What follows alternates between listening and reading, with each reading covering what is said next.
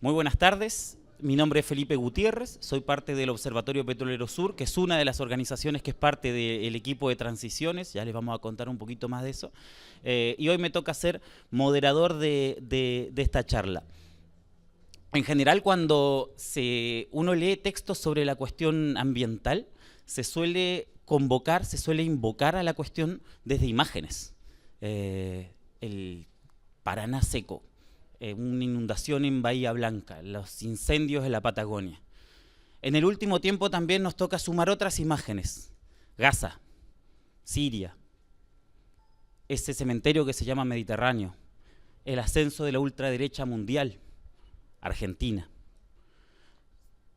Como que nos toca convivir con las imágenes de la distopía dando vueltas como un carrusel. Nos toca convivir con la incertidumbre, con un mundo que parece que rumbea hacia un lugar que no queremos que rumbee.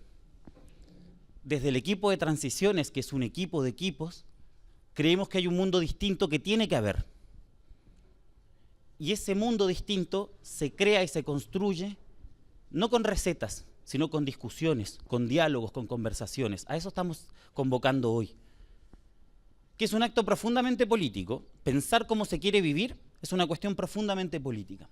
A eso le estamos invitando entonces en esta jornada, que lo que vamos a hacer es una primera ronda por este panel. Les voy a ir presentando a los distintos panelistas, a las distintas panelistas en la medida que les toque hablar, y después vamos a generar una instancia de conversación a partir de lo que digan las personas acá. En primer lugar presento a Maristela Svampa, que es socióloga, es parte del equipo Transiciones, también es parte del Pacto Ecosocial e Intercultural del Sur y del CAGE, que es el Colectivo por la Acción y la Justicia Climática, Ecosocial. Así que le damos una primera invitación a iniciar la charla a Maristela. Bueno, gracias Felipe, gracias por estar acá un día lunes en este invierno porteño. Y bueno, gracias también al Centro Cultural JJ, porque esta invitación al diálogo esperamos que sea la primera de una ronda de conversaciones entre actores sociales, políticos, culturales diversos. A mí me toca presentar al equipo Transiciones, así que lo mío va a ser más bien de carácter introductorio, porque es muy probable que muchos de ustedes que están acá no sepan qué es el equipo Transiciones. Nosotros somos un equipo de equipos de carácter federal, ¿no? Cuyos miembros somos activistas y académicos críticos, que partimos de un diagnóstico común de crisis, de policrisis, diría, civilizatoria, y que buscamos a partir de ello, de este diagnóstico común, plantear ejes programáticos de una sociedad justa y sostenible desde el contexto argentino. Vaya trabajo, ¿no? Es un equipo interdisciplinario donde hay gente de Rosario, hay gente de Neuquén, como Felipe, gente de Córdoba, de Santa Fe, de La Pampa, de Bahía Blanca también. Hay economistas, hay sociólogos, hay ingenieros, en fin, hemos tratado de hacer algo mixto para pensar transdisciplinariamente una agenda de transición ecosocial en un país en el cual estos dos ejes aparecen desarticulados, disociados, cuando no opuestos, ¿no? En esa línea, tenemos dos puntos de partida, podríamos decir. En términos ambientales, somos de la idea de que es necesario aceptar las fronteras planetarias, esto es, los límites biofísicos que impone el planeta ante las consecuencias también catastróficas que estamos viviendo. Lo vivimos hace poco en Bahía Blanca, ¿no? Con eventos extremos que serán cada vez más frecuentes, más repetidos, pero que en todo caso señalan un límite y la necesidad de pensar las condiciones de habitabilidad del planeta en un país arrasado por el extractivismo ligado al agronegocios, petrolero, minero. En segundo lugar, partimos de la idea de que este es un mundo, un planeta y un país atravesado por grandes desigualdades, ¿no? Esto no es mío. desigualdades que son geopolíticas, porque efectivamente las responsabilidades de, sin duda, de la crisis ecosocial son las grandes potencias y las grandes corporaciones. No tenemos duda de que hay una deuda climática y una deuda ecológica intrínsecamente articulada con la deuda externa, pero también sabemos que esa desigualdad es social. Esto es, sabemos que en este planeta de súper ricos, o como diría Rita Segato, en este mundo de dueños, ¿no?, sin duda los ricos son los que consumen más y los que destruyen más el planeta, ¿no? Ya en 2019 los datos de Oxfam mostraba que el 10% de la población más rica emite el 50% de los gases de efecto invernadero. Es decir, que tenemos ante nosotros, ¿no?, la crisis de un régimen socioecológico que tiene que ver con las fronteras ambientales, pero tiene que ver también con el régimen de dominación y de desigualdades impuesto en los últimos siglos. Así que cualquier hipótesis de transición ecosocial que se plantee debe asumir el desafío de pensar articuladamente la justicia social con la justicia ambiental. Ese es nuestro primer desafío, sobre todo en un país tan atravesado por pobreza y desigualdad. Y cuando hablamos de justicia social y ambiental, también incluimos la justicia de género, la justicia étnica y la justicia en términos regionales. Hay que pensar efectivamente en grandes procesos de redistribución. Otro principio o punto de partida para una hipótesis de transición ecosocial es que nosotros pensamos los derechos humanos en relación con los derechos de la naturaleza. Y esto también implica un cambio de paradigma, ¿no? Un cambio de paradigma hacia una visión relacional, ¿no?, con la naturaleza, sobre todo a partir de una visión que coloca la eco o interdependencia en el centro y termina con las visiones binarias que han llevado efectivamente a esta dinámica capitalista que es altamente concentradora y ecocida y que se basa en la división entre sociedad y naturaleza, o en la oposición entre sociedad y naturaleza. En esa línea pensamos que es necesario disputar la noción de necesidades sociales. Lo hemos discutido inclusive hoy en el grupo, en el equipo Transiciones. Nosotros pensamos en función de las necesidades básicas, ¿no?, algo que hoy en día aparece fuera de la agenda.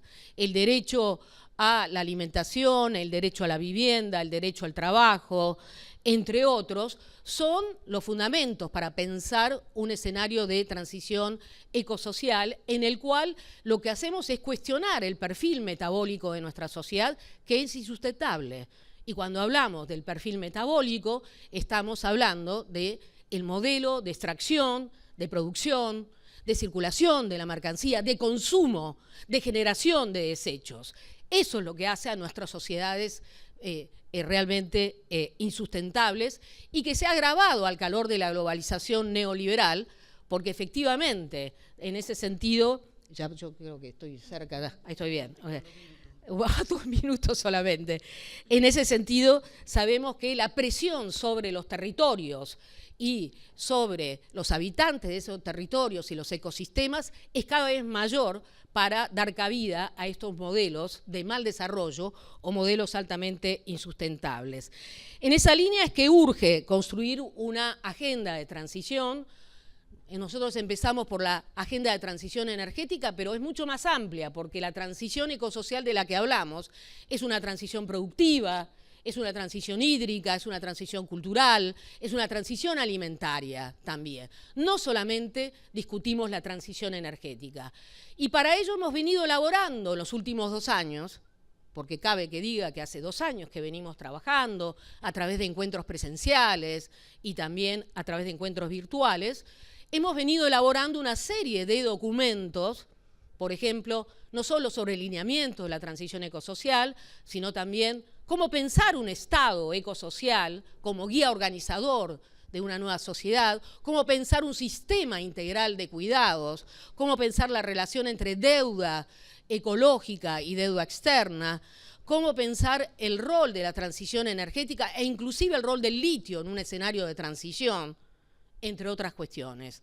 Tenemos ya varios documentos cuyo objeto no es específicamente dialogar en la academia o dejarlo en un repositorio para que lo consulten, sino que pretende ser el punto de partida para entablar una discusión general con distintos actores sociales. Y con esto voy terminando, porque efectivamente el contexto de regresión y de destrucción del Estado que estamos atravesando es realmente muy preocupante.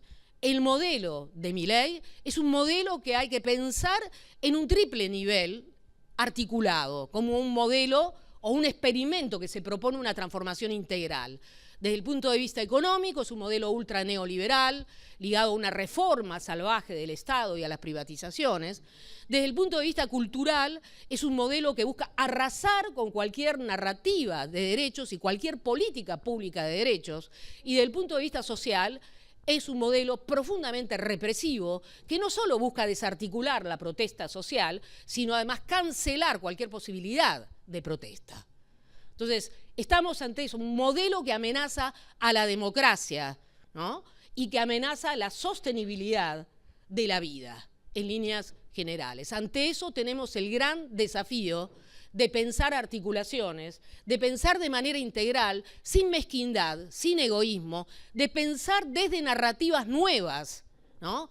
Cuando hablo de narrativas nuevas, pienso en imaginarios radicales que en ese sentido diseñan o pueden diseñar un horizonte de transición justa y sostenible, ¿no? Imaginarios radicales a la manera, y con esto termino, a la manera de Castoriadis, ¿no? Recuerdo cuando Castoriadis hablaba de la necesidad, digamos, de pensar, ¿no?, en transformaciones, afirmando de que la psique humana y las sociedades tienen esa gran capacidad para generar, digamos, nuevos horizontes y para transformar las realidades preexistentes. Bueno, tenemos que efectivamente apostar a la imaginación política en un momento en el cual la sociedad o ciertos sectores de la sociedad se conciben como completamente rotos o resignados.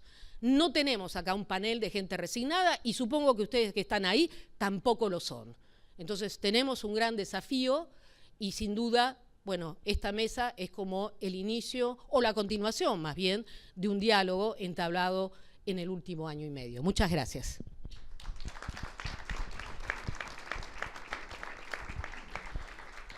Gracias, Maristela. A la gente que está al fondo le aviso que acá hay una línea entera de asientos libres, así que si quieren pasar para adelante también pueden hacerlo.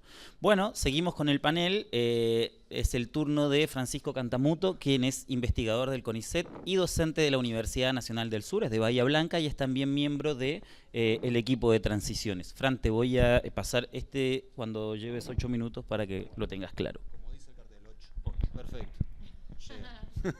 No, más difícil era si decía 8 y era de 7 u otra cosa así, tenía que ponerme a pensar. Bueno, buenas tardes, noches, gracias por estar acá. Quiero tomar sobre esto último que señalaba Maristela, que me parece importante porque parte de la narrativa en la que estamos tiene que ver con un periodo de decadencia que según quien lo enuncie se remonta a 10, 15, 70, 120 o quién sabe cuántos años. Lo cierto es que desde el punto de vista empírico económico uno puede encontrar que hace al menos 15 años, más o menos entre 10 y 15 años, la mayor parte de los indicadores que tienen que ver con el nivel de actividad, generación de empleo, distribución del ingreso, han sufrido un paulatino deterioro. No lineal, pero sí un lento deterioro que, ante la falta de perspectivas de salida, termina generando un agotamiento social y erosionando las bases con las cuales asumimos que vamos a formar parte de esta sociedad que nos va a dar un lugar. Esto no es trivial y tiene que ser parte del diagnóstico en el que estamos. Entonces, primero me voy un poquitito para arriba. Esta realidad es la misma que nosotros desde la Argentina vemos como local, pero lo cierto es que la CEPAL, por ejemplo, viene publicando hace rato que América Latina entera está atravesando una segunda década perdida y que varios de los indicadores le da peor que en los 80. Entonces, no es historia local. Y si uno mira un poquito más arriba, se encuentra con que a nivel global, también del año 2008 en adelante, del estallido de la última gran crisis, el mundo como tal viene en un periodo de muy bajo crecimiento donde las potencias occidentales vienen perdiendo lugares frente al crecimiento de unos nuevos polos de ascenso, concretamente con la pujanza central de China. Esta situación global, geopolítica, de tensión, de crisis que todavía no está resuelta y no sabemos para dónde va a salir con esa actitud, se conjuga con una crisis climática. Y en ese sentido estamos ante una situación que le podríamos agregar un montón de capas más, pero antes que me lleve el cartel de 8, podemos hablar con cierta certeza de una policrisis que abarca múltiples niveles. Hice un escalamiento rápido para arriba y quiero volver para acá, porque el gobierno que asumió hace 1 año y medio, el gobierno de la Libertad Avanza, es un gobierno que viene a denunciar este estancamiento, esta situación de no salida, y propone, a los gritos e insultando, un camino que aparentemente nos traería a la salvación. Ese camino está apoyado básicamente en 3 ejes, que son el ajuste fiscal, la reforma estructural y el retorno al endeudamiento como una vuelta más generalizada a los mercados. Quiero señalarles que esto que está anunciando este gobierno es lo que el poder económico le viene pidiendo a los distintos gobiernos desde hace 15 años. Y esto se puede rastrear en las declaraciones de estos referentes. ¿Qué es lo que pasa? Esto, como propuesta de salida, el ajuste fiscal, que además de cruento es insostenible, las reformas estructurales, que no tienen nada de nuevo, esto ya lo vivimos, es una cápsula comprimida, y la idea de volver al mundo, sabe a poco. Esto es lo que quiero señalarles. Hay un recurso muy sostenido de apelación al agotamiento, al cansancio, a la necesidad de buscar una alternativa que este gobierno ha sabido explotar para mal. Pero lo cierto es que rascando un poco la cáscara no hay mucho más que eso.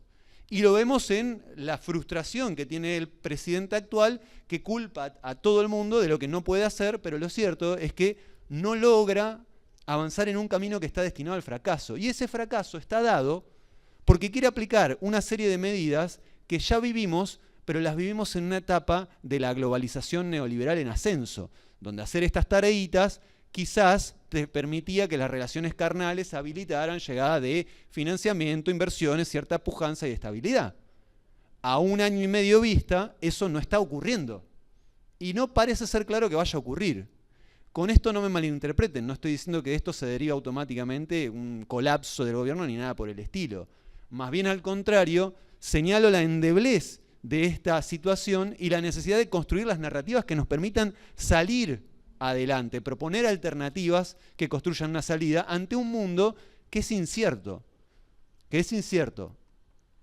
Y en este punto, quiero señalar, y no me detuve a describir la carga del ajuste fiscal porque imagino que la mayoría de ustedes vinieron acá con cierta idea de esto. Sabemos que se está ajustando centralmente a jubilados, jubiladas, pensionadas, al sector educativo, a la salud del Garrahan, que lo tuvimos a primera vista, con las personas con discapacidades, y podemos seguir la enunciación que ya tomó un estado de crueldad tal que la semana pasada el presidente directamente la reconoció en cadena nacional.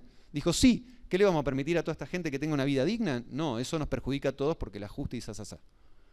Ahora, no me quiero detener a esa descripción, porque lo que quiero señalar es que en esa salida que no propone nada del gobierno, tampoco podemos volver sobre la receta que nos proponga que salimos de esta crisis pateando para adelante, profundizando la inserción que ya tenemos. Y en esto, que es algo que no es una idea propia, sino compartida, construida colectivamente, la idea de que se va a salir para adelante exportando más, desarrollando donde tenemos las ventajas comparativas, y con esto vamos a obtener recursos necesarios para financiar ya no solo la distribución progresiva del ingreso, ya no solo el cambio estructural, sino además ahora parece que también va a alcanzar para atender las necesidades de la urgencia climática, a saber, adaptarnos, a mitigar, remediar, recuperar. Parece ser que de acá va a venir la solución para todo. Y ojo, porque esto muchos think tank progresistas lo enuncian con bastante claridad. Esta salida es la que entendemos que no tiene sentido, que carece de sentido y que no nos va a llevar más que pateando el problema adelante. Estamos ante una situación donde parece que la única alternativa es profundizar el modelo extractivo que hasta ahora, hasta acá y a 30 años vista, no ha traído una mejoría de los indicadores sociales. Esto me parece muy importante para desmontarlo como alternativa. La salida, la alternativa, ¿es una única, es fácil, está clara a la vista? Para nada. Eso es lo que estamos tratando de construir. Y ahí vuelvo al inicio de la presentación de esta charla que hizo Maristela, que tiene que ver con esto. Desde este equipo lo que estamos tratando de hacer es construir ideas, fuerzas que nos permitan sentar las bases para ir más allá de este no horizonte en el que estamos. Con esta idea quiero cerrar porque se enlaza con lo que sigue y mira, ni me tuviste que sacar el cartel de los 8. A los 7 terminé. Gracias.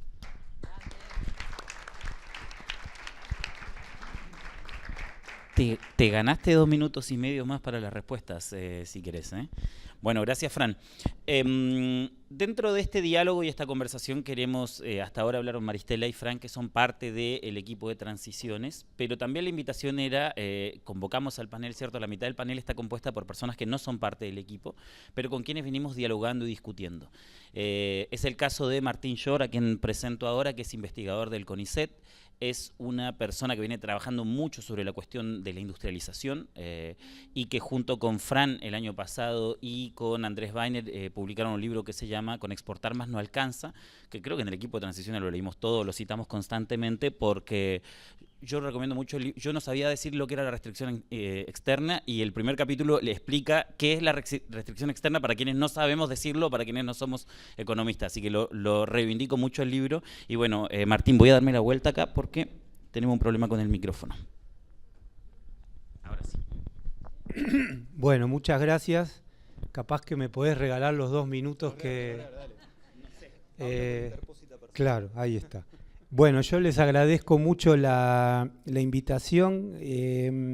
Esta idea de la agenda de transición, ¿no? Creo que nadie discute ya que estamos frente a un gobierno de saqueo y destrucción nacional y que la necesidad de pensar los vectores de la reconstrucción no hay que esperar a 2 años adelante porque creo que es cada vez más claro. El drama, desde mi punto de vista y un poco recuperando lo que mencionó Francisco, es que la heterodoxia no está proponiendo algo muy distinto a un modelo exportador con una cara más progre, pero en definitiva con bastante empatía con el proyecto neoliberal de una inserción exportadora donde, y esto creo que hay que enfatizarlo mucho, la promesa de la distribución del ingreso es una promesa, ¿no? Como una suerte de variable final al final del camino que todos sabemos que sea por teoría del derrame o por promesa no llega nunca. Entonces un poco para esa agenda de transición a mí me gustaría plantear 3 o 4 lineamientos, por supuesto en 12 minutos que son los que me tocan uno no puede desarrollarse en extenso hablando en serio, pero sí quería dejarlos planteados. Y en ese mundo incierto que mencionó Francisco, sí creo que hay 2 elementos que llegaron por lo menos para quedarse por un tiempo y que hay que prestarles atención. El primero es la importancia que se le está dando en el debate económico y sobre todo de las propuestas a la cuestión de la desigualdad, ¿no? Aparece como un problema la desigualdad, un problema que ha sido analizado teóricamente, empíricamente, pero que también forma parte de las reflexiones políticas y una idea, y ahí la pandemia nos ayudó un poquito, una idea de empezar a revalorizar los espacios nacionales, ¿no? Que frente a estas abrumadoras posturas respecto de lo único que podemos hacer es venderle al mundo, es un elemento o una ventana de oportunidad. Y la segunda es la política industrial, la intervención estatal, el regreso de cosas que hace, creo yo, 10 años eran mala palabra, que tenían que ver con improntas de intervención estatal, ahora tienen que ver con improntas de intervención estatal donde lo productivo, donde el Estado creando ventajas competitivas aparece en un lugar que hasta hace un tiempo no estaba. Entonces, en este marco de ventana de oportunidad y confrontando más con los, como decimos acá, los neodesarrollistas, los heterodoxos, porque los otros son claramente los enemigos, me parece que hay varias cosas que se pueden plantear. La primera cuestión es abandonar, por lo menos desde mi punto de vista, esta idea de que la redistribución del ingreso es el punto de llegada, ¿no? Esta cosa que plantean muchos heterodoxos, casi que abrumadoramente, esta idea de si generamos condiciones para un modelo de crecimiento, traccionado por exportaciones, la torta va a crecer lo suficientemente como para que el Estado intervenga y redistribuya el ingreso. El tema es que el modelo exportador que se está planteando anclado en las producciones primarias, las ventajas comparativas, el horizonte de crecimiento que le ofrece a la sociedad argentina es muy chiquito y muy volátil, por lo tanto la cuestión de la redistribución no aparece. Y yo creo que ahí hay que, por lo menos desde esta agenda de transición que interpelaba Maristela, empezar a pensar esta cuestión de qué lugar le damos a la redistribución del ingreso, un poco lo que ellos estuvieron discutiendo, por lo menos en el momento que a mí me tocó estar a la tarde, quién tracciona el modelo, si es la inserción exportadora a la demanda interna, que es donde yo creo que hay que poner el foco en esta necesaria reconstrucción nacional. Y ahí hay 2 o 3 elementos que yo creo que hay que discutir y que ellos los vienen charlando y muchos otros espacios también. La primera cuestión es la reforma impositiva, ¿no? Hay abrumadora evidencia de que la manera más estructural de corregir una desigualdad fuerte en materia distributiva tiene mucho que ver con la cuestión impositiva, con el cobro de impuestos, sobre todo a los sectores con mayor capacidad contributiva. Y un segundo elemento, de mi punto de vista fundamental, que en el equipo de ellos también se discute mucho, es el qué lugar va a ocupar el Estado en la apropiación de una parte mayor o menor de la renta de los sectores de la producción primaria. Y ahí hay posturas quizás minimalistas que plantean determinado porcentaje de retenciones, posturas más maximalistas que tienen que ver con nacionalizar sectores vinculados a la producción primaria, o cuestiones también maximalistas pero interesantes de pensar, como todo lo que tiene que ver con la nacionalización del comercio exterior. Marco esto para marcar que hay varias cosas dando vueltas vinculado a cómo sustentar estructuralmente un proceso de redistribución y traccionar el modelo de crecimiento, por lo menos a corto plazo, que es la salida inmediata de este desastre, por la vía de la demanda interna. La segunda cuestión o el segundo lineamiento, creo yo, es el tema de la política industrial, y ahí lamentablemente no hay más enfoque defensor de las ventajas existentes, competitivas, que los neoliberales, pero también que los neodesarrollistas. Y a mí me parece, ahí hay toda una discusión para dar, en Argentina como en Brasil y en parte como México, donde hay bases industriales como para pensar estrategias en materia de política industrial. Hay todo un desafío que yo creo que tenemos mucha evidencia que la sostiene en materia de sustitución de importaciones, en materia de sustitución de exportaciones, que es un tema de economía industrial, pero también de economía política, sacarle centralidad política y capacidad de daño a los formadores históricos de presión vía el abastecimiento de divisas anclado en estas producciones primarias. Y el otro elemento, por lo menos nosotros lo venimos trabajando y en algún momento sería lindo incorporarlo al debate, la cuestión de empresas públicas, ¿no? Y sobre todo en un rubro crítico, si quieren después lo podemos charlar, que son las empresas públicas de alimentos, en un registro subnacional, que me parece ahí hay un tema interesante para vincularlo con la expansión del mercado interno y otra dinámica económica y social. El tercer elemento hace al poder económico, ¿no? Y yo creo que ahí hay 2 cuestiones que son fundamentales. La primera cuestión es lo que, a falta de un mejor nombre, llamamos captura del Estado. Esto que mencionó Francisco, muy importante. Estamos ya bastante cansados de escuchar que el problema fiscal, que el déficit fiscal es un problema, es todo un debate, eso que no tiene por qué estar salado, pero también anclar la cuestión del déficit en la ineficiencia estatal, ¿no? Y sobre todo en todo lo que tiene que ver con promover y proteger derechos de los jubilados, bueno, de todas las cosas que señaló muy bien Francisco. Sin embargo, cuando uno hace una historia del déficit fiscal en la Argentina, que son claramente los últimos 50 años, y podemos ir un poco más para atrás también, lo que ve es que el déficit se explica centralmente por distintas transferencias de ingresos a la clase dominante. Y cuando uno dice esta generalidad, puntualmente está pensando en 2 cuestiones. Por el lado del gasto, se gasta mucha plata en pagar la deuda externa, en pagar la deuda en general, un componente que hoy compromete más recursos que el pago de jubilaciones está haciendo los pagos de la deuda. Y el otro es un tema que en uno de los grupos que participa, bueno, en este caso Francisco, están discutiendo mucho, ya termino, la cuestión de el sacrificio fiscal, ¿no? Cómo el Estado decide dejar de cobrar impuestos, dejar o generar distintos tipos de exenciones impositivas a sectores del poder económico, supuestamente en aras de promover una inversión que nunca llega. Y acá viene la cuestión de fondo. El Estado con déficit fiscal necesita financiamiento y generalmente se da vuelta y a las mismas fracciones del poder económico que les va transfiriendo ingresos por los pagos de deuda, por estos formatos de sacrificio fiscal, emite títulos de deuda que les termina privilegiando un negocio financiero fabuloso actores del poder que ganan porque se quedan con pedazos del Estado, por estas transferencias de ingresos que mencioné, y ganan porque el Estado les asegura a través de una sucesión de festivales de endeudamiento una ganancia financiera espectacular, que ya sabemos que termina profundizando todos los problemas de restricción externa que se mencionaron acá. Con lo cual ahí hay un tema crítico que tiene que ver con, me parece a mí, problematizar la cuestión fiscal y estas cuestiones de empezar a, en esta nueva narrativa que se planteó antes, empezar a poner actores concretos a, en este caso, un fenómeno que se presenta como despojado de actores, como es el déficit fiscal.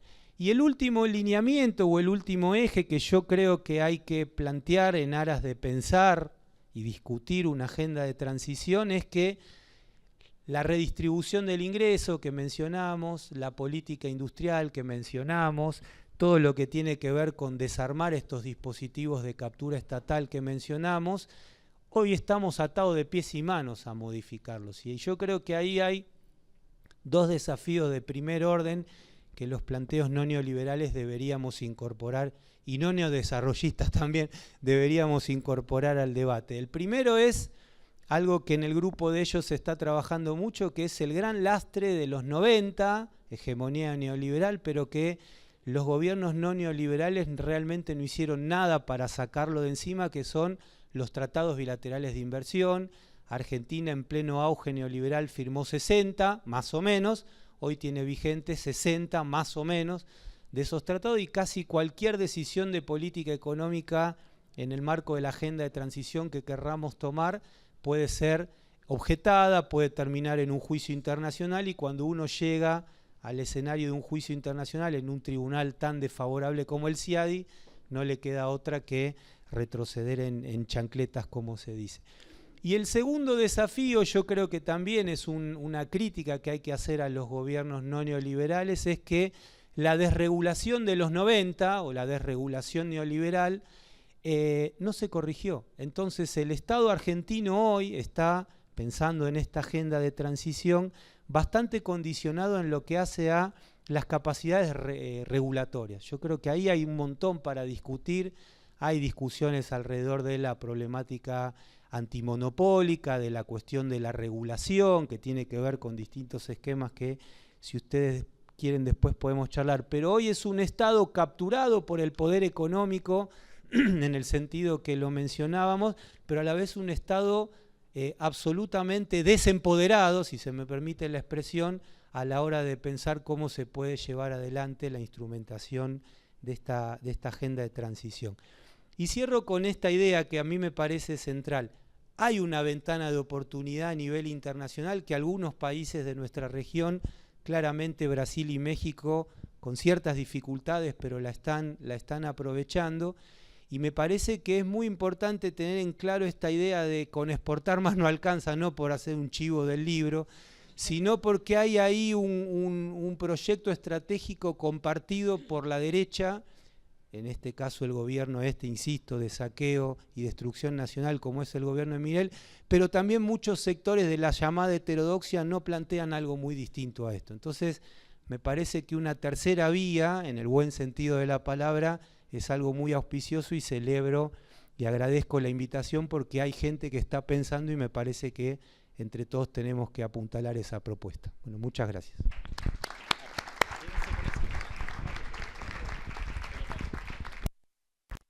Gracias, Martín, por hacer uso de tus 12 minutos. Era chiste y quedó al final. Vamos a pasar a este lado del panel, a este lado de la mesa. Presento a Lucy Caballero, que es docente y referente de Ni Una Menos y de Movida Ciudad. También, como el caso de Martín, no es parte del equipo Transiciones, sin embargo, la invitamos acá a charlar. Tenemos unas preguntas disparadoras que te habíamos pasado, pero no te las voy a hacer en público por si querés ir por otro lado. Así que, bueno, ahí te paso la palabra. Bueno, primero agradecer la invitación. Hace ya varios meses que teníamos ganas con mis compañeras de entrar en diálogo con el equipo Transiciones y no lo habíamos podido hacer. Y bueno, entonces me voy a tomar unos segundos para festejar esta iniciativa. Creo que es muy necesaria.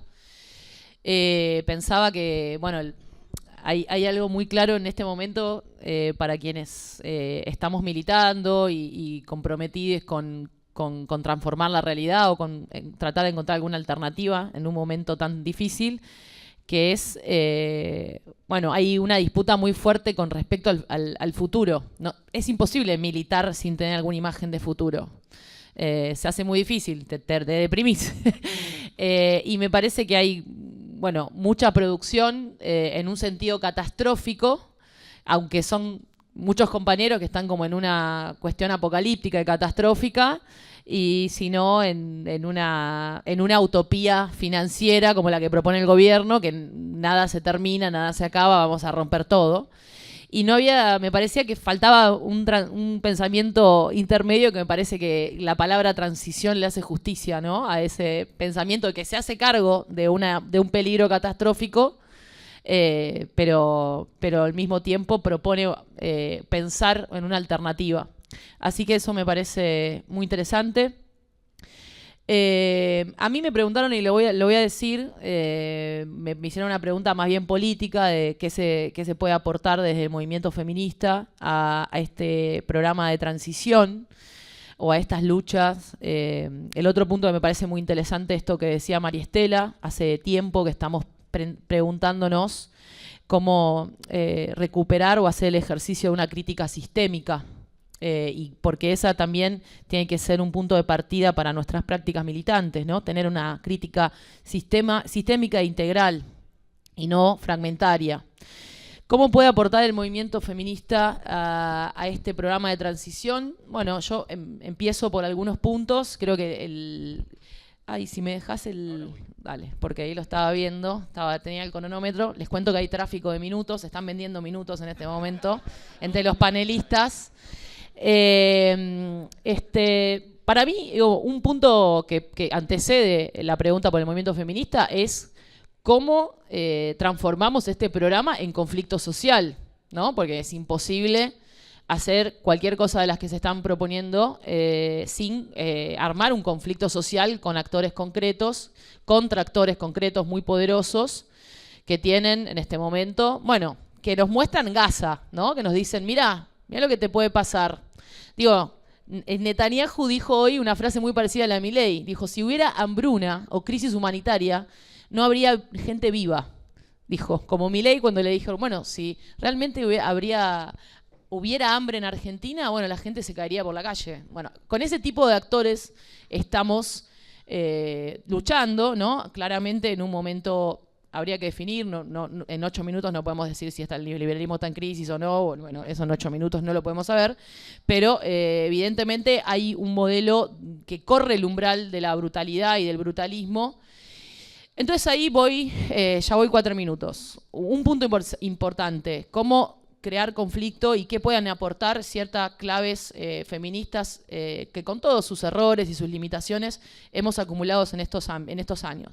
Bueno, un ejercicio muy concreto de encontrar formas de politización de la reproducción social, de áreas de la vida que no estaban politizadas, el trabajo no remunerado, la relación con la comida, el consumo, con la tierra. Bueno, justamente puntos que la ultraderecha, mucho mejor que, ahora voy a decir el progresismo de neodesarrollista, no ve. El neodesarrollismo patriarcal no lo ve.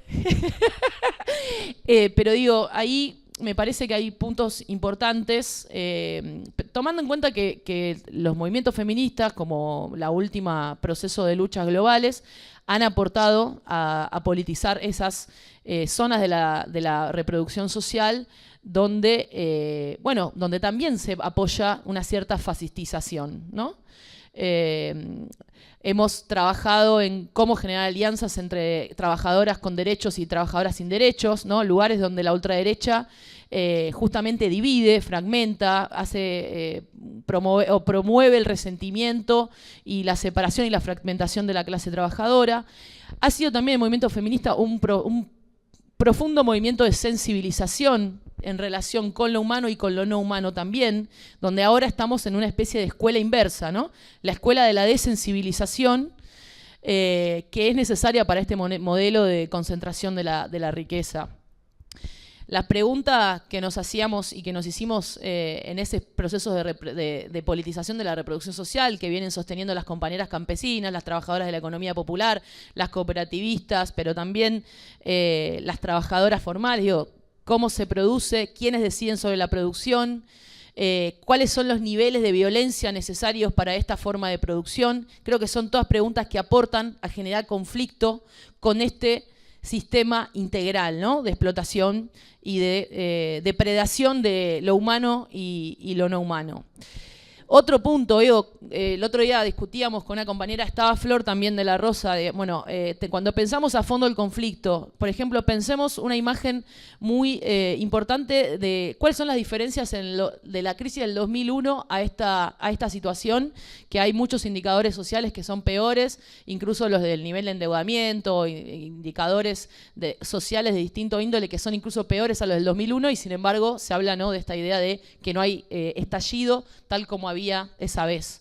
Bueno, algunos datos. Hoy estamos hablando de un proceso de endeudamiento de la clase trabajadora que lleva a niveles del 90%, según estudios incluso de consultoras afines al gobierno. Hoy la clase trabajadora está pluriempleada y endeudada y está absorbiendo en una domesticidad explotada el ajuste permanente. Un ajuste que no empezó con este gobierno, que se normalizó en el gobierno anterior. Como bueno, ahí hay que hacer un ejercicio muy fuerte para que ese conflicto aparezca de otra manera, que no sea los problemas de salud mental, el aumento de la violencia, los vínculos domésticos. Otra diferencia, al 2001 ahora hay un proceso de inquilinización muy grande en la clase trabajadora, a diferencia del 2001. Hay un montón de trabajadores que incluso ni siquiera tienen casa y están trabajando y en situación de calle, digo, realmente hay muchas diferencias importantes para pensar qué sería hoy devolverle el conflicto o hacer crecer el conflicto. Sin embargo, no creo que haya sido durante este tiempo que haya habido una sociedad pacificada. Creo que hay resistencia, como decía el compañero Fran. Creo que si algo tiene bueno este régimen es que está totalmente desinhibido. Está quedando claro que la deuda se paga con la vida de los jubilados, de las personas con discapacidad, corriendo la frontera extractiva, reprimiendo a las comunidades mapuche en el sur. Milei dice claramente, cada miércoles dice claramente que le habla a los mercados y le muestra que va a hacer cualquier cosa para pagar esa deuda. Creo que una de las claves que podemos aportar de los movimientos feministas es que han funcionado como escuela de unidad y de transversalidad, más allá de las internas partidarias, más allá de diferencias que hay en todas las corrientes, con consignas como, ¿no?, unir las luchas y haciéndonos la pregunta de qué es hoy generar transversalidad para poder ponerle cuerpo a la integralidad de esta crítica que proponen los compañeros. Y ahí me parece que sigue siendo una pregunta. La unidad no se construye con 4 personas en una mesa firmando algo. Creo que hay una artesanalidad política y me parece muy importante esto que decían los compañeros para generar unidad, construir un vocabulario común y un horizonte de futuro de hacia dónde queremos ir. Así que creo que esos pueden ser aportes del movimiento feminista a esta mirada y a esta propuesta tan interesante de los compañeros. Nuevamente mis felicitaciones. Gracias. Gracias, Lucy. Te quedó un minuto para negociar después, dice aquí Fran, el economista. Bueno, la siguiente persona en el panel es Jorge Jakowski, quien es secretario general de FESPROSA. FESPROSA, para quienes no saben, es la Federación de Asociaciones Sindicales de Profesionales de la Salud. Para nosotros es muy relevante trabajar o dialogar también con los compañeros, ¿cierto? No solo por su posición de trabajadores y organizado en tanto trabajadores, que es muy relevante, sino también por algo que decía Lucy recién de la cuestión de la vida humana y no humana, ¿no? La contaminación, enfermar personas es también contaminar la naturaleza. Y esa es una perspectiva relacional, como decía Maristela, que es muy relevante. Así que, Jorge, gracias por estar acá y te damos 8/10 y hasta un poquitito más de minutos para que puedas compartir. Bueno, gracias a todo el equipo por la invitación. Efectivamente, nuestra federación es una federación autónoma, es una federación plural, es una federación por definición política antiimperialista, internacionalista y antiextractivista. Y bueno, vamos a cumplir ahora 20 años y nucleamos más de 30.000 trabajadores y trabajadoras de la salud pública argentina, un sistema que tiene 1.700 hospitales, 6.000 unidades sanitarias, medio millón de trabajadores y que hoy es la única vía de atención para 23 millones de argentinos que son CPE, cobertura pública exclusiva, y también para el resto de los cubiertos malamente por la Seguridad Social y las prepagas. Empiezo por el Garrahan. El Garrahan es de alguna manera la nave insignia de esta flota de 1.700 hospitales. En tanto es el hospital pediátrico de mayor complejidad y articula en red con todo el país con gente formada en el propio Garrahan. Por lo tanto, el impacto de su conflicto es un impacto que va de Tierra del Fuego a Jujuy tranquilamente, porque ahí hay gente que diariamente trabaja con el hospital, deriva. Por ejemplo, más de 2.000 chicos pampeanos, 600 chubutenses se han atendido este año, y así las cifras en todo el país y también en el extranjero. Pero no nació de un repollo, porque el Garrahan, aparte de que venimos de un gran conflicto histórico del 2005, hablando de lo que es la construcción del actor social, ahí hubo varios precedentes que permitieron la construcción de una dirección distinta que pueda sostener un conflicto en lo ideológico, en lo político y en la diaria como el que se está desarrollando hasta ahora, a pesar de todos los ataques del poder.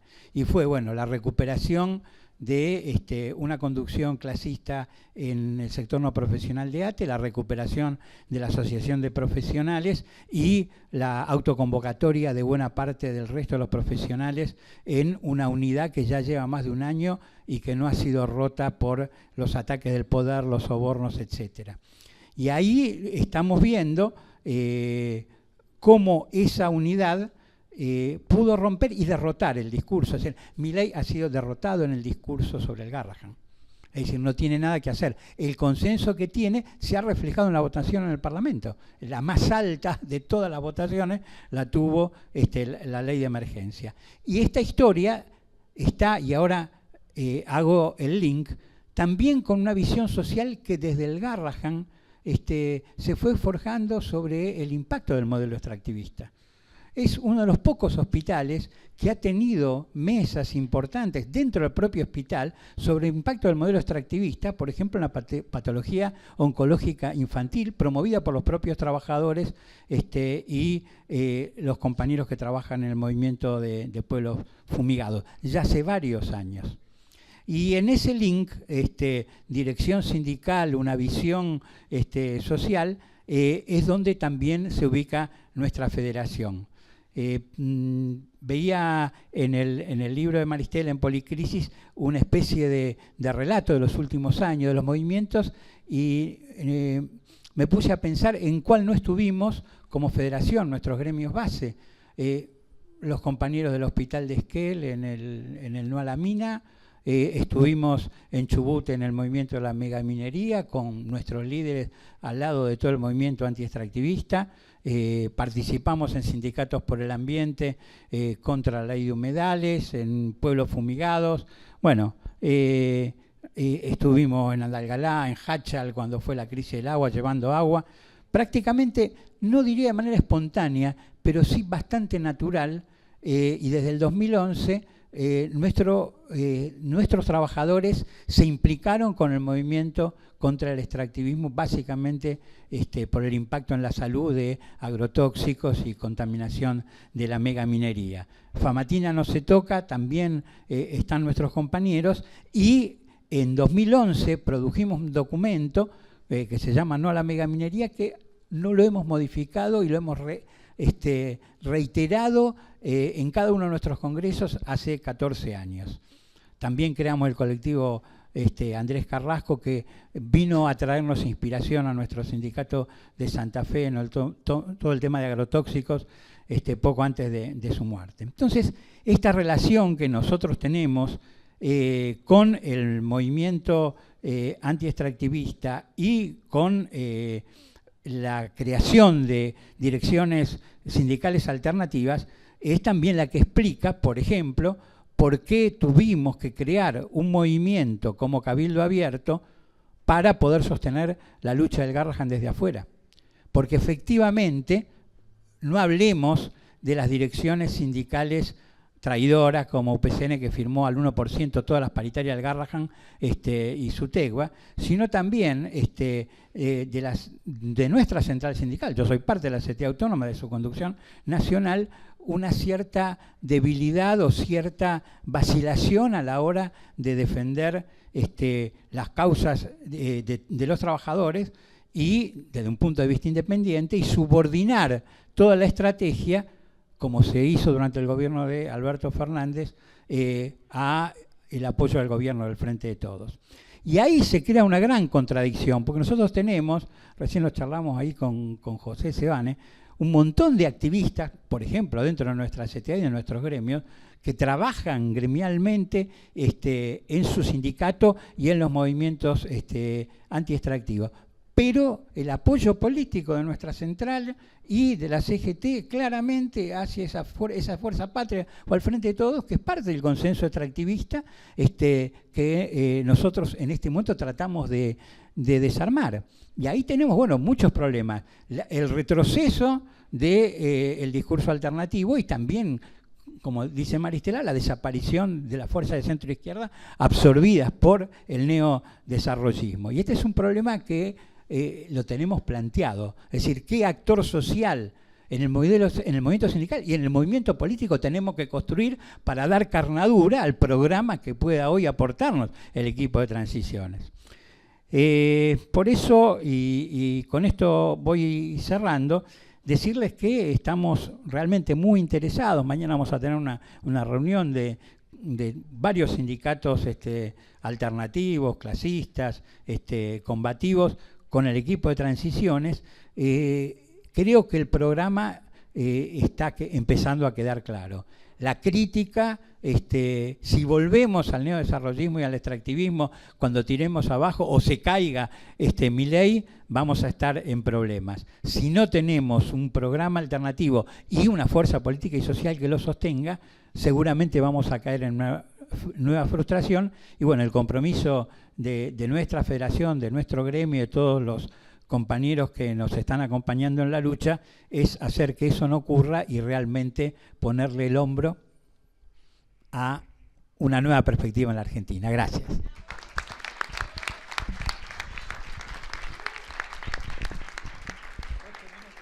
Gracias, Jorge. Quería contar que el año 2021, después de todo lo complejo que fue el 2020 para los y las trabajadoras de la salud en Neuquén, hubo una movilización muy grande que se llamó Los Elefantes, que superó al inmovilismo de las burocracias que estaban en las juntas internas de los 3 hospitales de la ciudad de Neuquén. Eso generó una movilización muy importante que fue acompañada después de varias semanas por cortes de ruta en la provincia. El lugar estratégico fueron los cortes de ruta en Vaca Muerta y lo hicieron las comunidades mapuche en solidaridad con el movimiento de los elefantes. Esto nos habla no de sectores que se mueven por identidades o de manera partida, sino de una clase que tiene una capacidad de respuesta y de lucha en los momentos en que necesita hacerlo, ¿no? Entonces, ahí encontramos un montón de ejemplos cuando rasqueteamos un poco incluso en nuestra historia reciente, en este proceso que dice Jorge de la construcción de una fuerza política, dado que el mundo, cierto, no se cambia con ideas, sino con fuerzas políticas. Para cerrar en el panel, una compañera más del equipo Transiciones, Cecilia Anixstein, quien es investigadora del CONICET, integrante del equipo, y una persona que investiga en torno al mundo del trabajo muy cruzado con la cuestión ambiental, ¿no? Y en ese sentido creemos que puede ser un aporte muy interesante para la conversación. Ceci. A ver, ahí ya está, sí. ¿Qué tal? Bueno, muchas gracias a todas y todos por estar hoy acá, escuchándonos. Primero me gustaría como hacer retomar algunas cosas que se dijeron, ya que soy la última, ¿sí? Un poco para después meterme en algunas propuestas que venimos discutiendo colectivamente en estos 2 últimos años. En un inicio, Maristela, voy a hacer lo más rápido posible, ¿no? Porque tenemos pocos minutos. Maristela planteaba que la transición que proponemos, que en realidad es la construcción de un Estado ecosocial, quiero reforzar esto porque por ahí no lo dijimos las veces suficientes, no es simplemente una transición, sino en la construcción de un nuevo Estado, que el centro estaba en las necesidades sociales y en un cuestionamiento del perfil metabólico actualmente vigente, ¿no? Luego, Fram nos decía que el camino de Milei, el camino que está tomando Milei, no va a funcionar porque el contexto geopolítico es otro, ¿sí? Y es una salida, es una vía muerta, ¿no? Y Martín agregaba que también la heterodoxia, ¿sí? O la perspectiva neodesarrollista viene a profundizar la inserción que ya tenemos con la promesa que nunca llega de la redistribución del ingreso. Y ahí decía algo de lo que me voy a agarrar, porque me viene muy bien, que es que se abre en este nuevo contexto internacional, pero también nacional, porque realmente la política de Milei es como una red de arrastre, se lleva todo puesto, o sea que una vez que salga Milei del gobierno hay como que reconstruir todo, ¿no? Me parece que la metáfora del genocidio en Gaza que traía Lucy es viene muy bien para pensar en esto. Dice, se abre una ventana de oportunidad donde se empiezan a poder revalorizar los espacios nacionales, ¿no? Se puede volver a pensar en revalorizar una política industrial con fuerte intervención estatal, con empresas públicas, ¿no? El desafío es recrear una industrialización por sustitución de importaciones, pero también de sustitución de exportaciones. Y después Lucy nos hablaba de la importancia de un poco salir de las miradas catastrofistas, ¿sí? Y de tratar de pensar, ¿no?, en la politización de la subsistencia, más o menos rápidamente, ¿sí? La importancia o lo que viene a traer el feminismo o el gran movimiento feminista de los últimos años de repolitizar cuestiones como la reproducción social, los cuidados, los alimentos, la salud. Nos habló también de la artesanía política del feminismo, algo que también quiero rescatar. Y Jorge también nos traía esto del Garrahan, ¿no? El impacto del modelo extractivista en la salud y cómo ya venía siendo advertido por los trabajadores y las trabajadoras de la salud hace rato. Nosotros venimos discutiendo cuál es la salida a esta crisis, a esta policrisis, pero también a esta crisis más puntual, más coyuntural, que es el gobierno de Milei. Y creemos que esa salida tiene que ser trabajo intensivo, o sea, tiene que generar puestos de trabajo. Y veníamos pensando y veníamos discutiendo, lo charlamos en un momento hoy, que cuando se sale de la crisis de 2001-2002, primer elemento fundamental que quiero traer acá, que no se discutió a fondo porque tenemos poco tiempo, es lo primero que se deja de hacer es pagar la deuda. Se deja de pagar la deuda, ¿no? Primer elemento determinante de la salida de la crisis de 2002. Cuando uno mira el 2002 y el 2003, la recuperación del empleo, el sector que tracciona la recuperación del empleo es la construcción, fuertemente, lejos. O sea, y una vez que arranca la construcción, se empieza, ¿sí?, a mover el resto de los sectores y lo que se ve es, muy pocos años, una fuerte recuperación del empleo. Entonces decimos, bueno, pensemos qué sectores, ¿sí?, por dónde tendría que empezar esta ventana de oportunidad de la que habla Martín, ¿no?, de volver a pensar el rol del Estado como inversor, coordinando la política industrial, y decimos, bueno, la construcción, pero ojo, no la construcción en el modelo inmobiliario que conocemos ahora, que es el que tanto conflicto ambiental trae, sino la construcción asociada con lo que nosotros venimos discutiendo, nosotros y nosotras, como políticas de adaptación al cambio climático, infraestructura para los cuidados, para la construcción de un sistema nacional de cuidados, pero también para resolver el problema de la vivienda, ¿no?, del acceso a la tierra y a la vivienda. Entonces pensar el Estado, y no el Estado solamente en nivel nacional, sino el Estado articulado en el nivel subnacional, pero también local, con las organizaciones de los pequeños productores, con los sindicatos, con el movimiento social, con el movimiento de la economía popular, un poco coordinando lo que podría ser un gran programa de construcción de infraestructuras, ¿no? Eso genera un montón de empleo, eso resuelve un montón de necesidades sociales y eso también moviliza muchísima fuerza de trabajo. El segundo sector que creemos que es clave, que hay que movilizar rápidamente una vez que salgamos de esta pesadilla, es el sector de los servicios públicos. Acá el sector salud es clave, ¿no? O sea, el sector salud, educación, universidades nacionales. Esperen que encuentre, que acá tengo mi machete. Salud, educación, cuidados, ciencia, remediación, tratamiento de residuos, ¿no? Que garanticen el acceso universal al agua, a la energía, a los alimentos. Eso lo va a hacer el Estado, ¿sí? Eso moviliza un montón de fuerza de trabajo, tanto construcción, porque además tenemos que discutir los métodos constructivos, como servicio público, ¿sí? Moviliza muchísima fuerza de trabajo y moviliza fuerza de trabajo calificada, necesariamente calificada, y acá tenemos que discutir qué entendemos por calificación del trabajo. Traigo muy rápido la idea de artesanía política, ¿no? que nos trajo el feminismo para repensar la idea de productividad, la idea de calificación en el trabajo. El tercer sector, que nos parece muy importante, no son los únicos, pero son como los primeros con los que se puede arrancar, tiene que ver con el transporte, que es clave para el modelo productivo, es clave para el modelo de producción de alimentos. Nosotros tenemos un modelo de transporte donde el camión explica más del 95% del transporte de cargas de cabotaje adentro del país. Y bueno, creemos que es necesario transicionar hacia un modelo intermodal. Esto significa poner en discusión la necesidad de recuperar, no voy a decir nada nuevo, ferrocarriles, ¿sí? e industria naval. Esto obviamente implica pensar, yo no sé si es posible, es muy difícil, es industria pesada, pensar en los astilleros nacionales, pensar en los talleres ferroviarios, ¿sí? Y pensar en movilizar un montón de vueltas, fuerza de trabajo, que necesariamente se tiene que calificar para poder comenzar a poner en movimiento un sistema de transporte que tiene un costo más bajo. Estoy hablando de industria naval, no hablo de exportación, sino de barcazas, ¿no? Para el transporte interno. Baja el costo.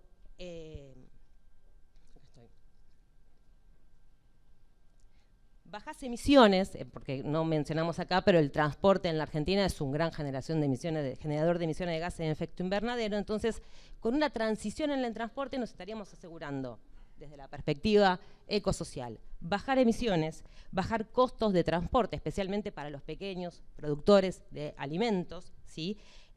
Promover la seguridad vial, sabemos el rol que juegan los camiones en los problemas de seguridad vial, ya termino, y mejorar las condiciones de trabajo, porque la verdad que la vida de los camioneros, las condiciones de trabajo de los camioneros, también es un sector que moviliza mucha fuerza de trabajo.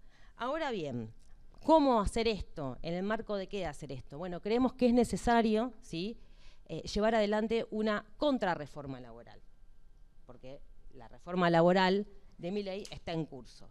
Esta contrarreforma laboral, ¿sí? Tiene que redistribuir de manera justa el tiempo y los ingresos, incluido el trabajo no remunerado de cuidados, no puede acotarse al sector formal del mercado de trabajo, tiene que avanzar en el reconocimiento de todas las formas de empleo, de inserción laboral, de cuentapropistas, ¿sí? O no registradas o no remuneradas, tiene que desarmar los mecanismos autoritarios y disciplinadores, ¿no? Que intentan desde hace décadas romper la organización sindical, particularmente en los lugares de trabajo. ¿Cuánto me queda? ¿Un minuto? Un minuto. Quiero mencionar como tenemos una lista de propuestas muy concretas. Nosotros creemos que hay que reducir la jornada laboral a 6 horas porque queremos trabajar menos y queremos trabajar todas y todos. También creemos que el Consejo del Salario Mínimo podría convertirse en un Consejo del Ingreso Mínimo Universal. Es otra discusión que queremos dar, y en ese consejo tiene que haber una fuerte representación de organizaciones de toda la clase trabajadora, no solamente los sindicatos. Creemos que además tiene que haber un sistema protector de los derechos fundamentales del trabajo. No tengo tiempo de hablar de esto, pero básicamente tiene que ver con la violencia, la salud, la explotación infantil, el trabajo forzoso, la libertad sindical y la negociación colectiva.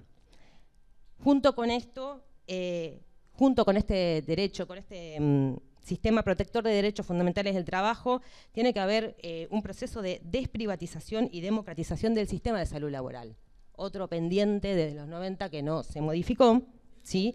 Y una ley o algo de transición laboral justa, ¿no? Que incorpore fuertemente todos los componentes de las políticas de adaptación y transición en respuesta a la crisis climática. Bueno,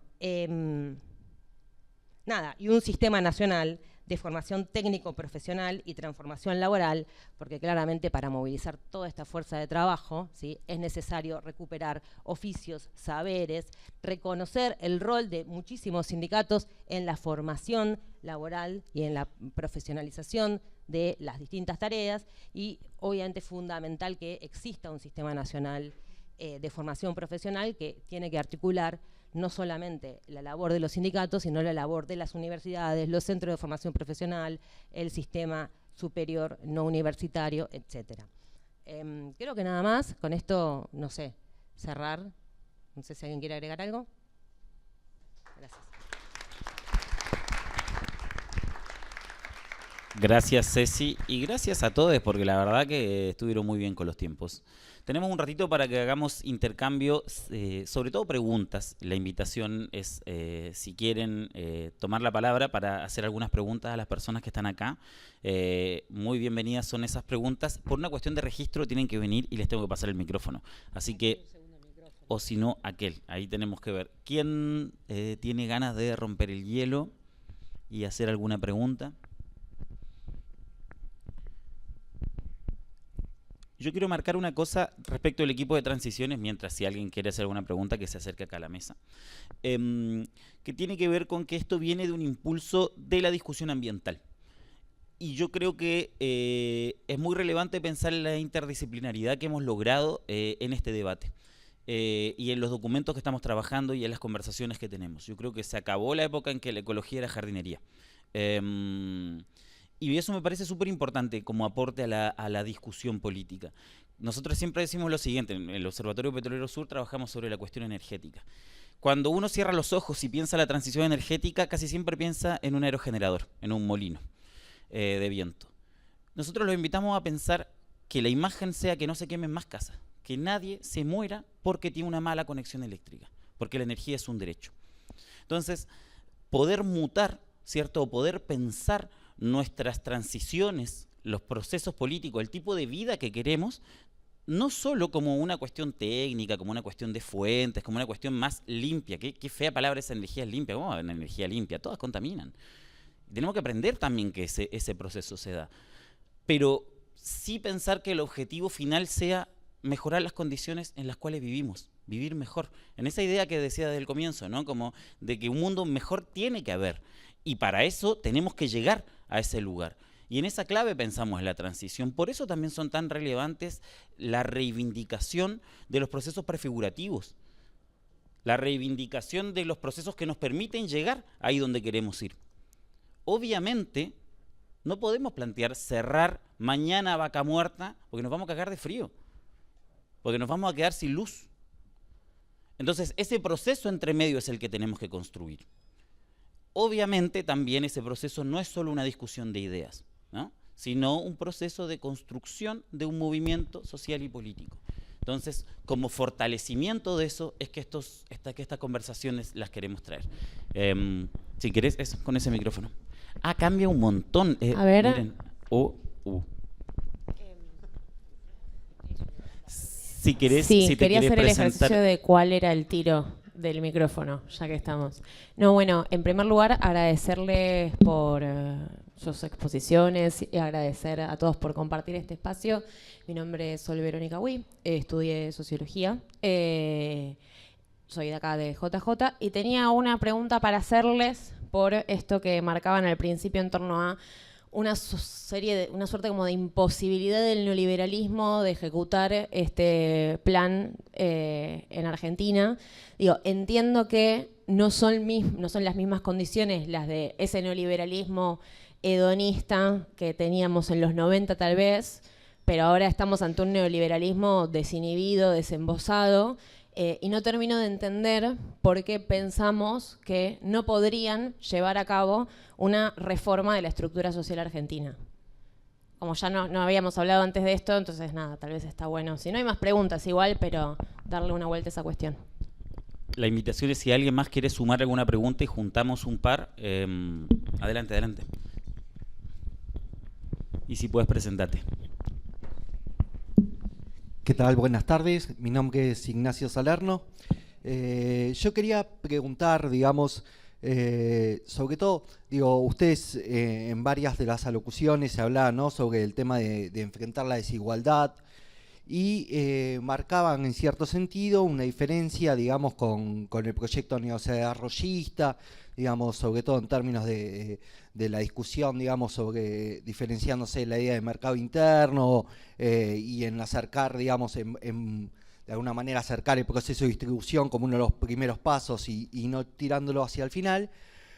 Pero, digamos, ahí mi pregunta es, digamos, ¿cómo se imaginan diferenciándose en el sentido de cómo suponen que se pueden mejorar las condiciones sociales, digamos, sin profundizar de alguna manera de la idea de consumo individual, digamos, como sostén, ¿no?, de esa mejora de las condiciones, en términos de que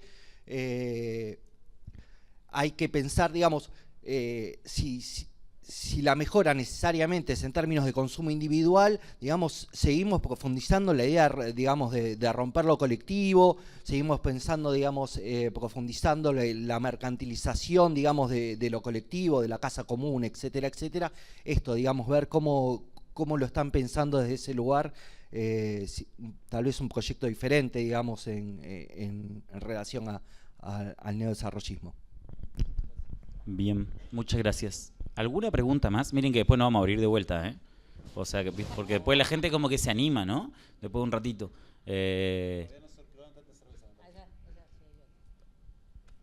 Ahí vamos a... tenemos una última pregunta y después yo les quiero proponer algo. Hagamos una rondita de 3 minutos de cada uno, ¿les parece? Sí, gracias. Última pregunta. Bueno, mi nombre es Noah, muchas gracias, la verdad, muchas gracias a todos por venir. Mi pregunta era con el tema de la politización de la reproducción social que decía la compañera, que bueno, por salir un poco de la parte técnica, sería para mí una politización de la vida, y en el marco en el que estamos de las transiciones, de ir hacia un lugar, y en el contexto actual en el que muchas de las organizaciones sociales, políticas, pueden poner diferentes nombres, partidarias, no partidarias, no sé, La Poderosa, Frente Patria Grande, y a partir de ahí tenemos muchísimos ejemplos a lo largo de todo el territorio argentino. ¿Cómo pensamos que todas estas organizaciones que tienen tanto trabajo, militancia, en lo que sería la politización de la vida, sean bachilleratos populares, sean ollas, sean incluso conexión con las vecinas o trabajo con las infancias, que de mi visión sería un poco la dirección, ¿no?, de ese trabajo en dirección a la politización de la vida, como de todo ese espacio que está tan profundizado en Argentina, que en otros países quizás no es tanto, pero acá en Argentina es impresionante el nivel de profundidad y de trabajo que hay ahí, cómo eso nos puede acercar a la transición, cómo eso nos puede acercar a ponerle un límite a mi ley, cómo eso nos puede acercar a ese vivir lindo al que estamos aspirando. Es una pregunta un poco general, pero bueno, muchas gracias. Gracias a vos. Bueno, les tiraron varios centros, más que nada. Si les parece, vamos contestando de derecha a izquierda. Partí vos, Jorge, y 3 minutos entonces cada uno. No, 2 minutos. Para mí, contesto la última, las otras las dejo para el tema de la autonomía de los movimientos sociales creativos que está hoy planteándose y que pelean diariamente de la burocracia política establecida, ¿no? Es decir, ustedes vieron las quejas de los dirigentes sindicales porque entre 1.500 candidatos había solamente 3 dirigentes.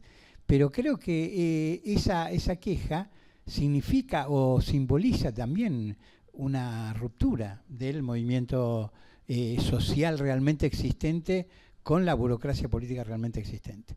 Y esta es una dinámica que va a haber que encarar. Es decir, en la medida en que la vía final común sea votamos lo que hay, nos adaptamos al sistema tal cual está, no vamos a dar el salto. Entonces creo que ahí hay una gran pregunta abierta Nosotros no tenemos la respuesta, pero sí estamos dispuestos a ser parte de toda construcción social y política que nos permita ganar autonomía del movimiento social para aplicar el programa. Bueno, sí, yo la verdad es que un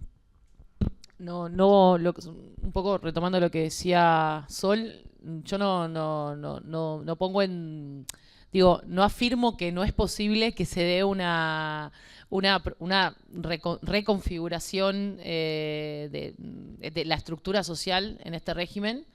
Creo que ellos están, bueno, obviamente es un proyecto histórico que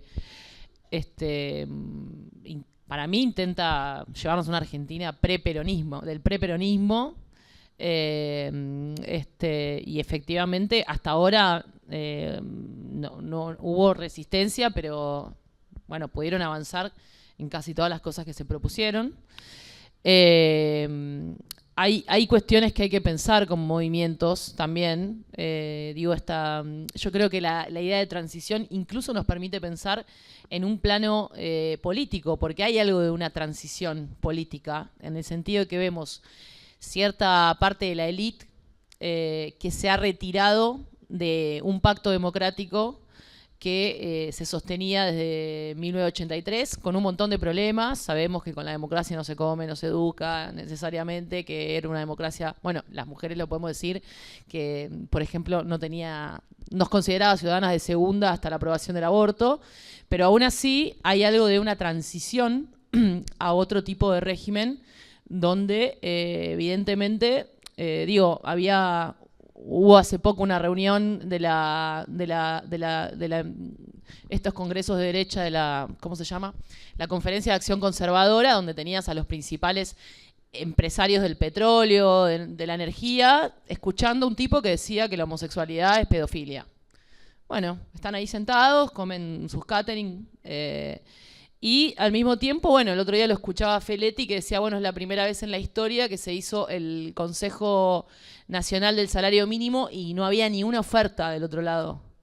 O sea, como hay algo de, ni siquiera nos interesa la reproducción de las condiciones mínimas de la vida. Hay una transición también. Hay un régimen de destrucción que tiene como forma de gobernabilidad la velocidad, la intensidad, el gobierno por decreto, y al mismo tiempo está abandonando y cambiando de forma el pacto democrático, la forma del Estado, etcétera. Yo creo, por eso me parece más importante que nunca, digamos, este tipo de ejercicios de imaginarnos, de no salir nosotros también a imaginar otra forma estatal, que me parece que efectivamente, como decía el compañero, tiene que tener una relación mucho más virtuosa con esas formas comunitarias y colectivas de resolver la vida, que muchas veces, que por ejemplo en lo que fueron los gobiernos donde hubo crecimiento económico, bueno, no se les daba tanta atención, ¿no? Eso fue muy fuerte con la idea, por ejemplo, de, por ejemplo, cómo se capilarizó la intermediación financiera en espacios que eran colectivos, y después todo se resolvía con una tarjeta a la cual vos podías acceder a alimentos, pero que son de las principales corporaciones, y tenés que ir necesariamente a un supermercado. Bueno, me parece que la forma Estado que se están planteando los compañeros es otra, ¿no? Que para mí efectivamente tiene que ser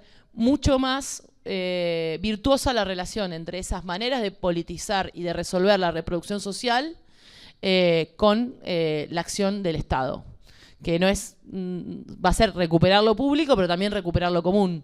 No nos podemos olvidar que hoy están siendo allanadas y criminalizadas las compañeras que sostienen los comedores populares.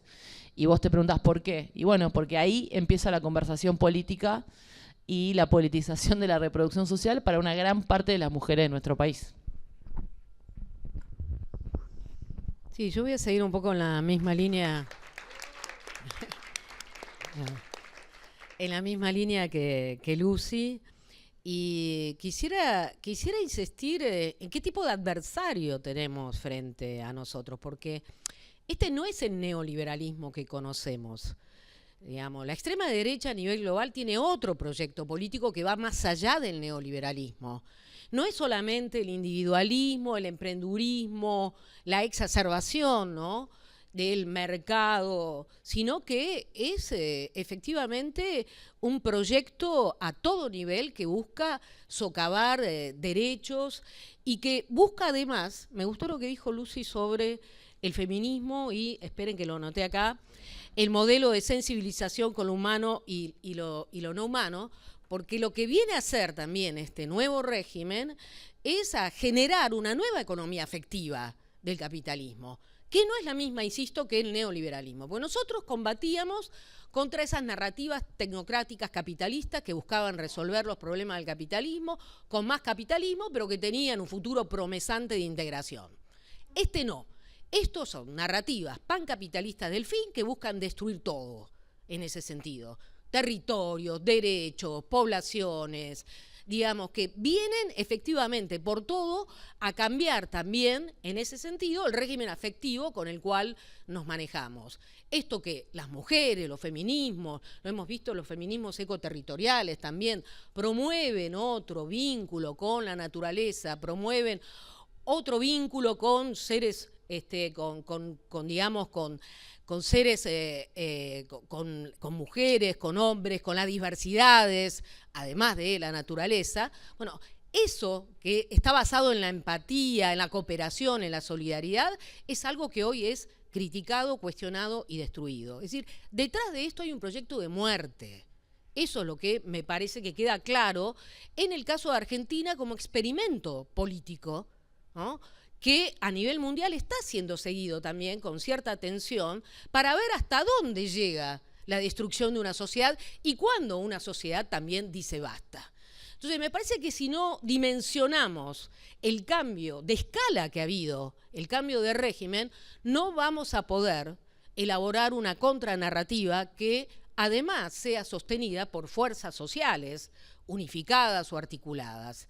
Eso me parece esencial, al menos en el momento de hoy. Gracias.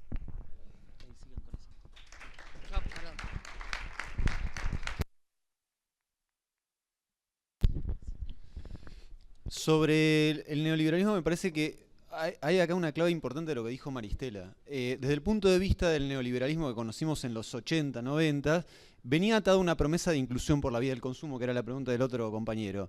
Esto no viene atado de eso, porque esa promesa es elusiva y ya no parece estar al alcance de nadie. Y en ese sentido hay una primera promesa, si se quiere, cultural que queda corta. Pero después del punto de vista empírico, las reformas neoliberales ya fueron hechas y en gran medida no fueron revertidas. Entonces, volver a hacer lo mismo que no fue retrotraído es muy difícil ser una promesa que avance mucho. Como no queda demasiado activo por saquear, ni siquiera la clase dominante tiene muy claro dónde ir. Y hoy discutíamos con ejemplos concretos cómo entre distintos sectores de la clase dominante no ven un horizonte común de reforma por el cual alinearse. Bueno, está todo esto, lo saqueamos y lo repartimos. Y esto tiene que ver incluso con un alineamiento internacional. Me parece importante señalar esto. Para que inviertan en vaca muerta tenés que torcer entre la disputa geopolítica que hay entre China y Estados Unidos. Y alinearte con un sentido o el otro implica que lleguen ciertos capitales y no otros.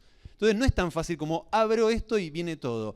En ese sentido el programa es extemporáneo en el mundo. Y era lo que señalaba Martín. En el mundo el FMI está diciendo crece la política industrial, crece el proteccionismo, se desintegran cadenas globales de valor y acá tenemos un gobierno que dice abramos la economía y vamos a volver a ser la potencia que éramos en 1895.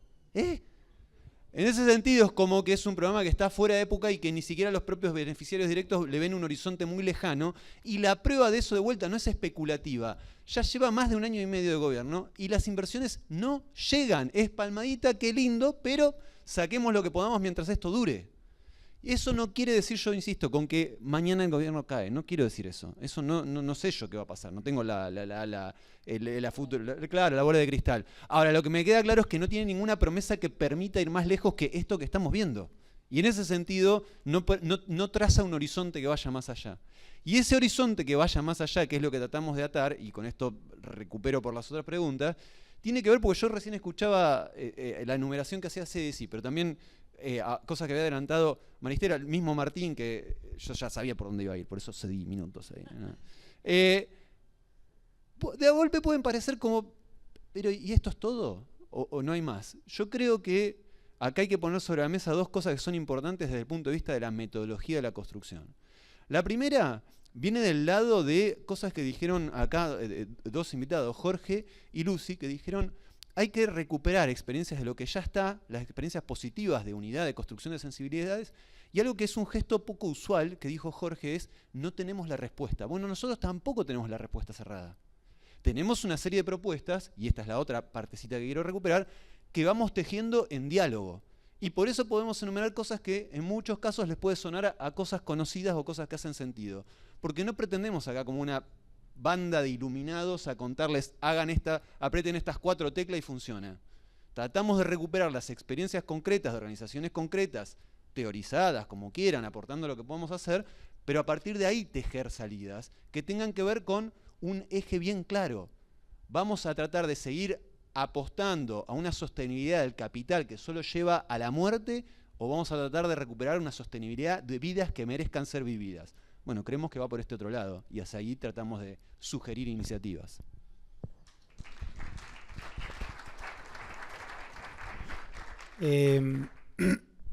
Perdón. Con el tema tuyo muy interesante, tu inquietud. Yo no sé si es porque son mediocres o porque son unos hijos de puta, pero pueden ser compartimentos no estancos, la mediocridad en la formulación de la política económica, pero es un gobierno que está caminando por un desfiladero tremendamente estrecho en lo económico, por eso da mucha bronca las dificultades del campo popular para armar una propuesta política que trascienda el internismo a cielo abierto que hemos vivido y que creo que a más de uno nos da mucha bronca. Y yo creo que eso se ve muy bien en el sector externo, como siempre, y donde hoy las dos opciones que maneja el gobierno son tremendamente regresivas para el campo popular. Si siguen como hasta ahora en un escenario de ausencia de dólares, apostando a paralizar la actividad económica con una tasa de interés que premia el negocio financiero hiperespeculativo de algunos, vas a un escenario de crisis productiva y de crisis laboral que yo creo que, no nos va a permitir pensar algo muy distinto, una situación de mucho conflicto.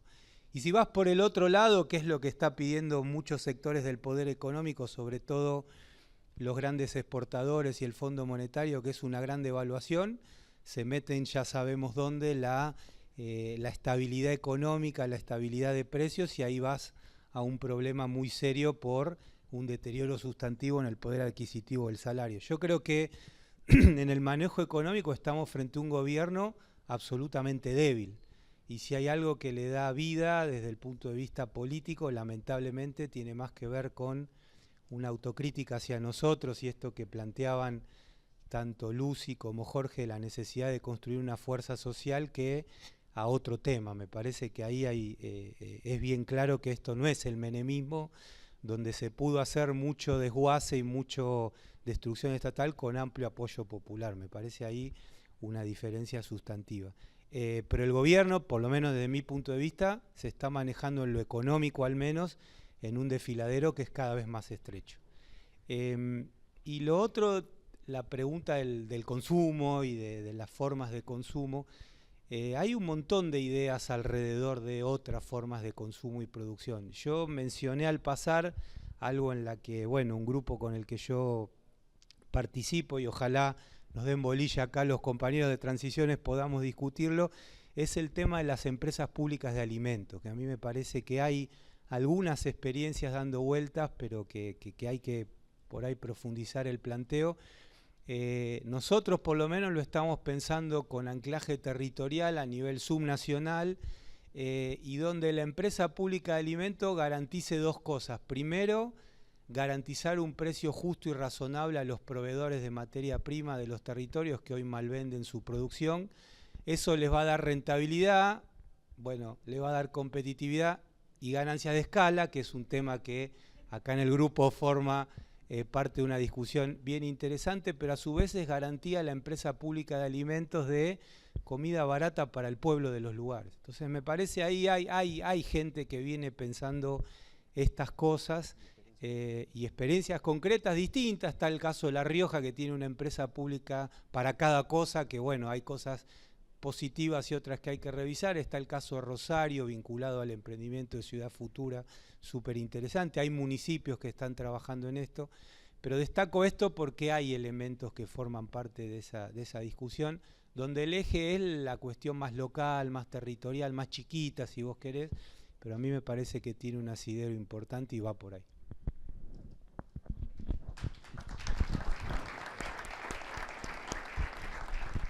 Bueno, me toca última de vuelta. No, yo quería traer como también volver a lo que planteaba Lucy y lo que planteaba Maristela, porque total claridad el resto de los ponentes respecto de el contexto geopolítico, el mundo es otro, o sea, no vamos a tener 10 años de convertibilidad, claramente, no hay condiciones internacionales para eso, por lo tanto es como un salto al vacío, ¿no? Es un proyecto de la muerte, ¿no? O sea, es como decía Maristela, esto es prácticamente la eliminación planificada de muchos pueblos, lo que estamos viendo a nivel internacional, y cuando uno mira lo que está haciendo Milei, lo que dice Milei y lo que está sosteniendo el régimen de Milei, claramente ese es el camino, no hay un fondo, o sea, todavía falta mucho para que toquemos fondo, si se quiere, o sea, no esperemos que llegar al fondo y que después rápidamente haya una especie de recuperación o de reacomodamiento de las élites económicas y se relance de vuelta el crecimiento económico bajo el mismo esquema, ¿no? Como lo vivimos en 2002-2003 en Argentina. Creo que tenemos que tener claridad con eso, ¿no? Eso me parece que es como una ilusión que hay que disipar. Quería traer esta idea de la politización de la subsistencia, de la politización de la reproducción social de nuevo, pensando en algo de lo que habla mucho Lucy, pero hoy no lo mencionó, que es el endeudamiento familiar, ¿no? Esta idea de que la deuda es con nosotras, que es lo que trae Ni Una Menos, me parece clave. Bueno, cuando decimos politizar la subsistencia es, tenemos que empezar a discutir una moratoria para las deudas familiares. No vamos a poder pagar las deudas que estamos contrayendo conjunto de las familias en este momento para poder subsistir, ¿no? Es algo que estamos viviendo, es una realidad transversal a todos los sectores del trabajo. Progresivamente se deterioran los ingresos, no hay acceso a la salud, no hay acceso a la educación, no hay acceso al transporte. Bueno, ¿cuál es la estrategia? La única estrategia que están teniendo los hogares, el endeudamiento. Bueno, esa deuda no la tenemos que pagar. Discutamos una moratoria del endeudamiento familiar, ¿no? Cuando decimos politizar la subsistencia, empecemos a hacer circular estas ideas. Tenemos otro tema, ¿no? Que es, bueno, los inquilinos. Tenemos una crisis habitacional. ¿Por qué el alquiler no está calculado en el índice de precios del consumidor? O sea, la canasta básica, ¿no? El índice de precios del consumidor tiene un sesgo enorme que tiene que ver con hay un porcentaje enorme de la población que está pagando alquiler. Cuidado de personas mayores, cuidado de hijos, familias monoparentales. ¿Por qué no hay elementos o componentes remunerativos en los salarios destinados directamente a los cuidados? ¿No? Hay un montón de medidas o de demandas muy concretas que tienen que ver con la politización de la subsistencia, con la politización de la reproducción social, que exceden, si se quiere, las demandas clásicas o las demandas más resonantes del feminismo, ¿no? Y en eso lo interesante que trae el feminismo, de traer luchas que nos involucran a todas y a todos, no solamente a las mujeres, no solamente a las diversidades. Bueno, esto, cierro. Muchas gracias. Sí, perdone que retomo el micrófono porque en realidad desde el equipo de Transiciones tenemos varios ejes de trabajo y uno de ellos es el modelo alimentario. De hecho, hoy a la mañana, Martín, estuvimos discutiendo largamente un documento por segunda vez sobre modelo alimentario que ha sido elaborado, ahí sí, colectivamente, por diferentes actores sociales involucrados, porque, digamos, la necesidad de producir y habitar los territorios de manera diferente a la que plantea el agronegocios es algo que tiene una larga historia en Argentina y que, como bien decíamos hoy en la reunión que tuvimos, tiene actores sociales heterogéneos a lo largo del país, desde esas empresas públicas de alimentos, la red de municipios agroecológicos, las rutas productivas, en fin, hay un sinnúmero de experiencias que aportan a la construcción de un modelo alimentario diferente. Es ahí donde hay un espesor grande también, que quizá no lo haya tanto, pese a que en el tema energético hay experiencias de cooperativas y proyectos comunitarios, mucho más en otros países de América Latina, diría yo, que en Argentina, donde el consenso fosilista también obtura la posibilidad de pensar en nuevos escenarios. Pero ahí hay actores fuertes con los cuales además queremos continuar un diálogo para pensar en escenarios, desde también la realidad de que es cierto que vivimos un momento muy oscuro en nuestro país y a nivel planetario, pero somos conscientes de que la historia no está clausurada, digamos, ¿sí? Acá los movimientos sociales, desde, no sé, pienso el movimiento estudiantil, el movimiento de derechos humanos, el movimiento obrero, el movimiento piquetero, el movimiento feminista, el movimiento ambiental, digo como para hacer un breve repaso de nuestra historia, han mostrado, ¿no?, con su presencia disruptiva, que la historia se puede abrir a nuevos escenarios. Entonces, creo que eso es algo que también tenemos que llevar con nosotros para no caer en la cultura de la resignación y no avalar estos horizontes catastrofistas que nos plantea el modelo actual.